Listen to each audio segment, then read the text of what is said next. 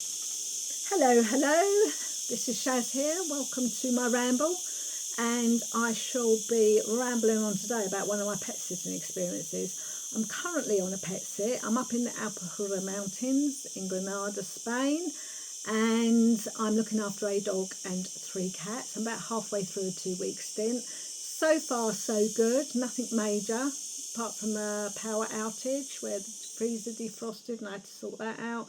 But that's quite tame, really, considering some of the things I've had to put up with. But yeah, so I started pet sitting last year. I done it for a friend, and then I done it for another friend, and then I realised that there was actually quite a need for it. Not just around here, probably anywhere. And I always go and stay at the property where I'm looking after the animals, and so I get to see a lot of different places that I probably wouldn't have found otherwise. Example, this one I would never have, because it's like on a dirt track right up in the mountains and out of the way, so I would have never come across it normally. So it's great in that respect that I find new locations and beautiful locations. In this instance, it's such lovely walks. There's a river nearby, and yeah, I'm really enjoying it. And yeah, so I started doing that, and also the other thing is that I don't have any pets of my own because I'm renting, and it's very hard to get rental properties. Well, it's harder, isn't it? I'm sure people know if you've got animals and you're looking to rent somewhere. So yeah, it's great for me to have that connection with our furry friends, and I always enjoy that aspect of it. So the ramble I'm doing today is about a previous pet sitting job, because it was, as the title says, there was a lot involved, and it will stay imprinted on my mind for a very long time, as you can imagine. So the wildfire, that was quite a traumatic experience. So the 5 dogs I was looking after, they're all big dogs, apart from one's a medium size. The rest are big, and they can get up at any time in the night. And once one starts, the rest of them start. So I always say to myself, I've looked after these dogs for a couple of times now, and I just resigned myself to the fact that I'm probably not going to get a lot of sleep. Not only with them waking up in the night, but in the mornings. Mornings can start anything from 5 o'clock. The bedroom door has to be open, otherwise they just bark outside or scratch the door. And they just come and jump on me. And I wake up, with 5 dogs jumping all over me, and which, when you've only had a couple of hours sleep because you've been up in night, honestly, it's worse than having a baby, I think. Yeah, 5 dogs trampling over you, it's got to be, isn't it? So, yeah, on this particular occasion, one of the dog in particular sometimes needs to go to wee during the night, and you have to let her out. Trouble being, once you open that door, they all want to go out. So I try just to kind of gradually open it, because she's quite thin. So you gradually open the door and to the width of her, but then all of a sudden they just clamber over her and they just push the door open, and they're all outside anyway. It never works. And so they all went out. It's about midnight. I'd been in bed. I hadn't been asleep. I was very tired. And so I was just waiting for them to come back in, and they weren't coming back in. And they got back to about 1, and I wasn't really amused, and I was just like, oh gosh. And I walked around the side of the house, because there's a big area. It's not just, I can't say it's a garden, it's probably a bit of land, really. So you can't find them, and you don't want to be calling, as much as there's not many neighbours. There are neighbours. But anyway, I walked around the side of the house, and I just saw these flames, massive flames, and I was just in shock a bit, I think, because your mind's kind of like whirring around, and you're thinking, you're not wanting to think the obvious. You're trying to, I was trying to think, what else could it be?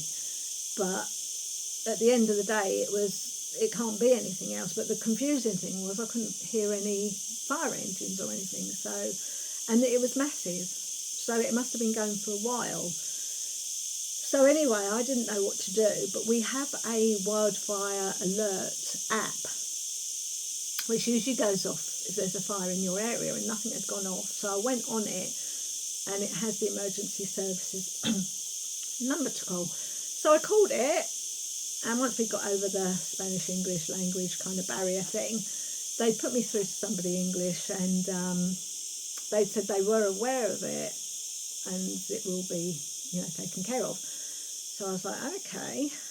But anyway, I'd done my bit, and I'd done a video of the fire, and I put it on the app. But by this time, it was travelling up the mountain. And I was just like, what do? I've got 5 dogs, 2 cats. What happens if I have to evacuate? So I had an emergency number of a friend of the lady whose house I was staying at and whose pets I was looking after. And I just thought, well, it's 1:30 in the morning by now, but I thought, well, I'm going to have to call her. Anyway, she was awake, and she said she was just about to call me because she'd been out and got home, and she saw the fire in the distance, and she could tell it was over by where I was staying. So she asked me if I wanted her to come out. I said, yeah, I think you may have to.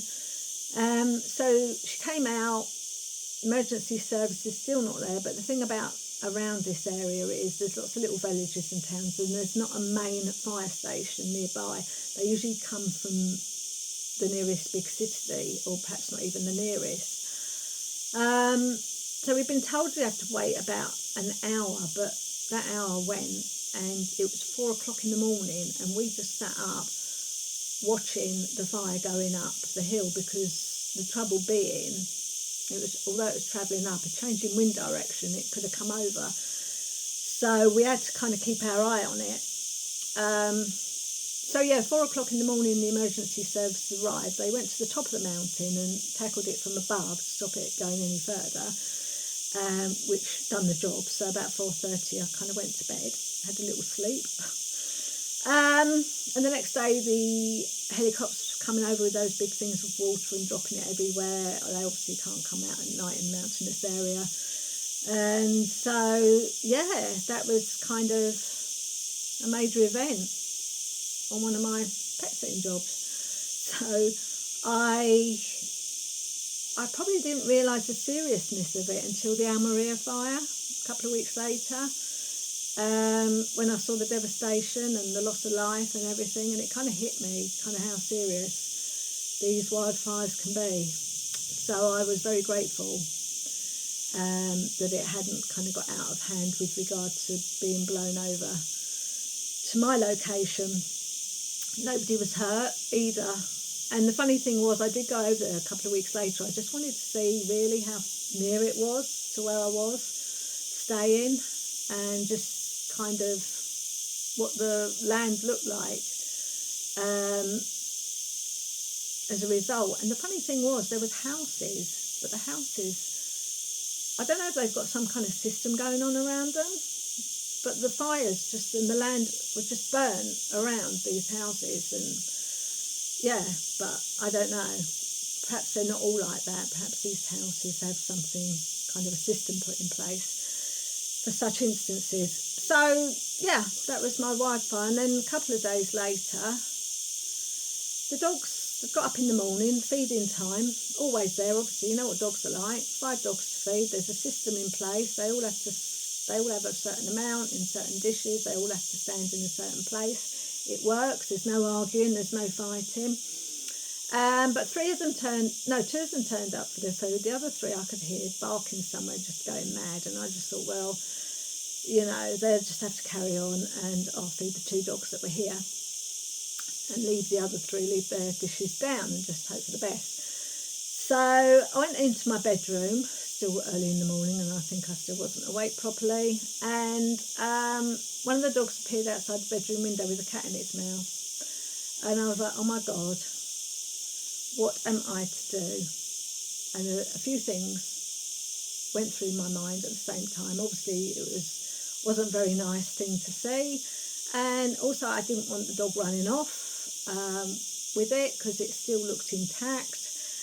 And I didn't want the other dogs to kind of come over. And so there was all this kind of, what do I do? Another scenario. So I just shouted out to her, and she dropped the cat.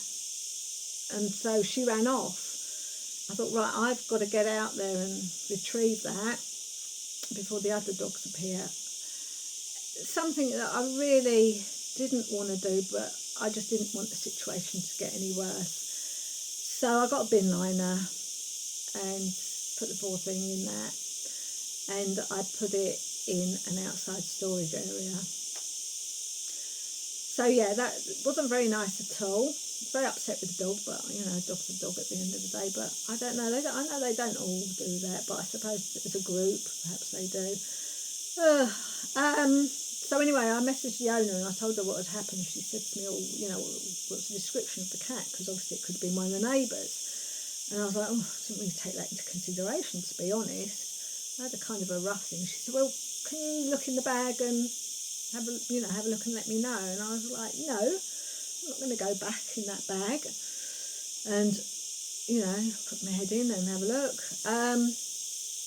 So anyway, I tried to kind of like remember, and I done a rough thought about what it looked like, and I done a Google search for an image. So I sent her this image of what I thought it looked like, and she put it on the neighbours' WhatsApp group, and she came back and said it must have been a feral cat, or she said so. Anyway, I won't go any further with that story because I had to obviously deal with it.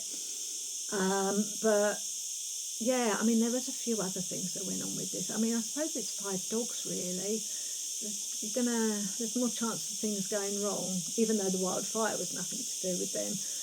But the lady did thank me. She sent me a little message afterwards. "Thanks so much for looking after everything. Sorry about the wildfire and the dead cat," which was a message that did make me kind of smirk a little bit, because you usually get, "Oh, thanks for looking after the pets," without all the additional things.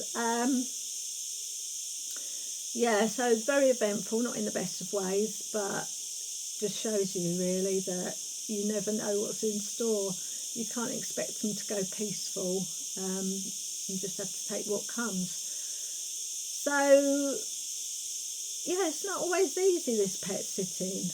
You can get all these lovely locations and beautiful pets, but things go wrong, as they do in everyday life, I guess.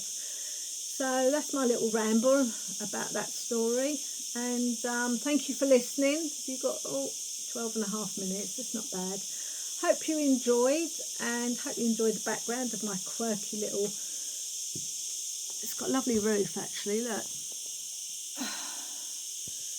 And the lady does her own tiles. She's got a little workshop out the back. She makes her own tiles. They're quite sweet and funny.